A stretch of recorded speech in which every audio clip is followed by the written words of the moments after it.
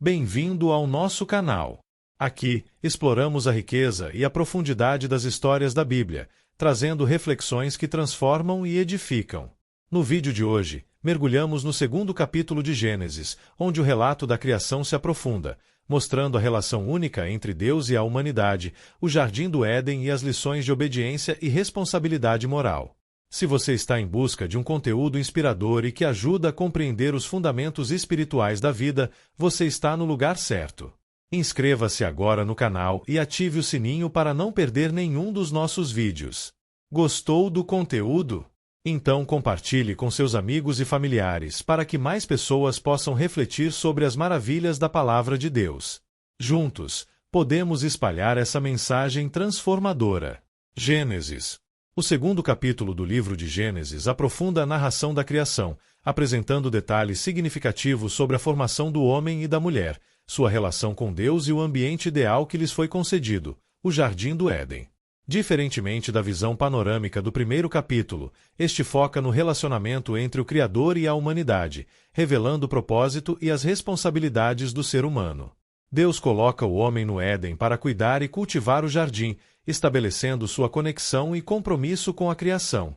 Entretanto, surge uma instrução crucial. O homem pode desfrutar livremente de todas as árvores, mas está proibido de comer do fruto da árvore do conhecimento do bem e do mal, sob pena de morte espiritual e física. Versículos 16 e 17. Essa ordem não é apenas um limite, mas também um teste de confiança e obediência, cujas consequências moldaram os eventos posteriores. A introdução desses versículos marca o ponto em que o livre-arbítrio e a responsabilidade moral entram na história humana, tornando-se centrais para a relação entre Deus e a humanidade. Assim, o capítulo não apenas explora a harmonia da criação, mas também lança as bases para os dilemas éticos e espirituais que virão a seguir. Vamos iniciar a leitura e ver os significados e os esclarecimentos da palavra.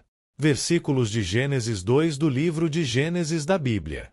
Assim foram concluídos os céus e a terra, e tudo o que neles há. 2 No sétimo dia Deus já havia concluído a obra que realizará, e nesse dia descansou. 3 Abençoou Deus o sétimo dia e o santificou, porque nele descansou de toda a obra que realizará na criação. Os versículos de Gênesis 2, 1-3 tratam do encerramento da criação do mundo e da instituição do sétimo dia como momento especial de descanso e santidade. Aqui está uma explicação detalhada. Versículo 1. Assim foram concluídos os céus e a terra, e tudo o que neles há. Este versículo enfatiza que a obra de Deus na criação foi finalizada. A totalidade do universo, céus, terra e todos os seres que neles habitam, foi completada de forma perfeita. Ele celebra a conclusão de uma obra divina que é boa e completa. Versículo 2. No sétimo dia Deus já havia concluído a obra que realizará, e nesse dia descansou. Este versículo, com destaque de vermelho, apresenta a ideia de descanso de Deus, não no sentido de cansaço físico, mas como um ato simbólico para marcar a conclusão de sua obra. O descanso reflete a satisfação divina com a criação e estabelece o modelo para o ser humano, trabalhar e descansar em um ritmo equilibrado. Versículo 3. Abençoou Deus o sétimo dia e o santificou, porque nele descansou de toda a obra que realizará na criação. Também com destaque de vermelho, Deus abençoa e santifica o sétimo dia, separando-o como um tempo especial de descanso e reflexão. Este é o fundamento do sábado, ou Shabat no judaísmo, instituído posteriormente como mandamento para o povo de Israel, e também uma referência ao ciclo semanal que muitas culturas seguem até hoje.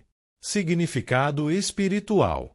Esses versículos destacam a ordem e a perfeição divina. Deus conclui sua obra de forma organizada e perfeita. O descanso como princípio divino. O descanso no sétimo dia simboliza um tempo de pausa para contemplar e celebrar as realizações. A santificação do tempo. Deus separa o sétimo dia como santo, um exemplo para a humanidade sobre a importância de momentos de reflexão e conexão espiritual. Esse texto não apenas descreve o final da criação, mas também estabelece o modelo espiritual para a vida humana, de equilíbrio entre trabalho e descanso. Este texto de Gênesis 2, 4, 25 é uma narração detalhada sobre a criação do homem e da mulher, destacando seu papel no Jardim do Éden, o propósito dado por Deus e a instituição do relacionamento humano. Aqui está uma explicação passo a passo. Versículos 4 e 6. O estado inicial da criação.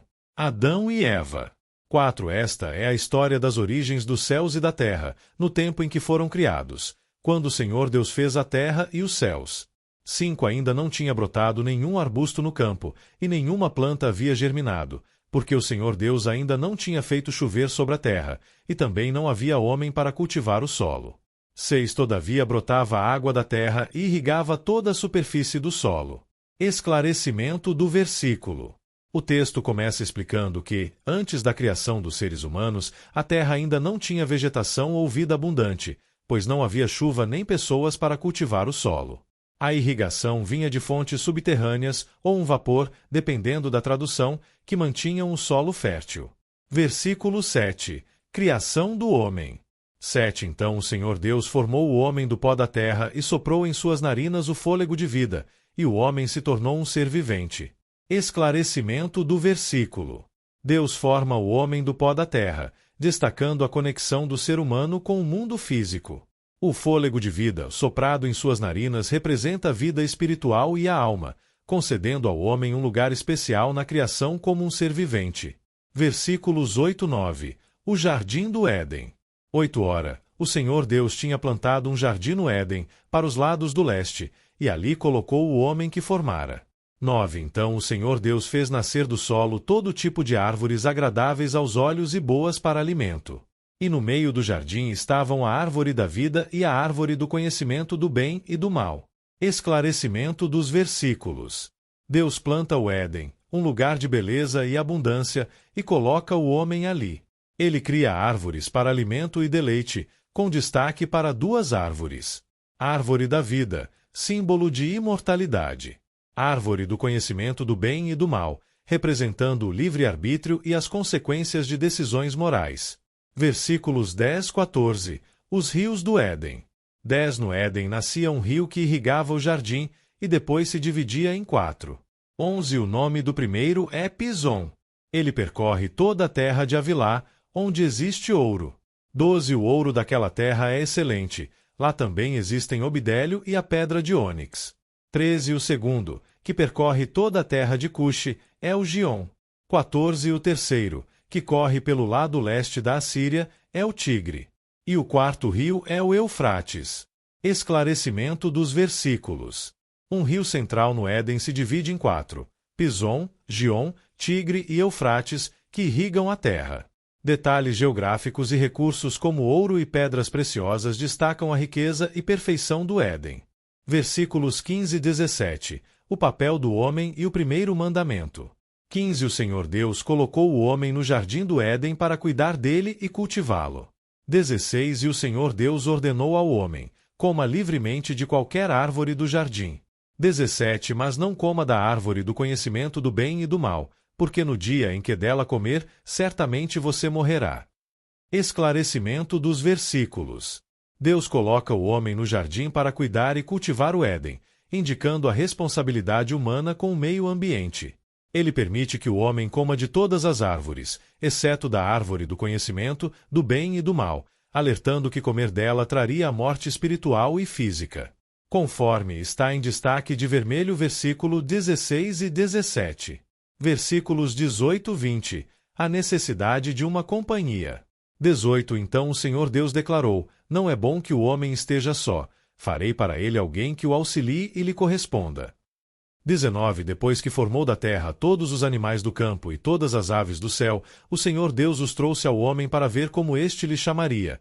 E o nome que o homem desse a cada ser vivo, esse seria o seu nome. 20. Assim o homem deu nomes a todos os rebanhos domésticos, às aves do céu e a todos os animais selvagens.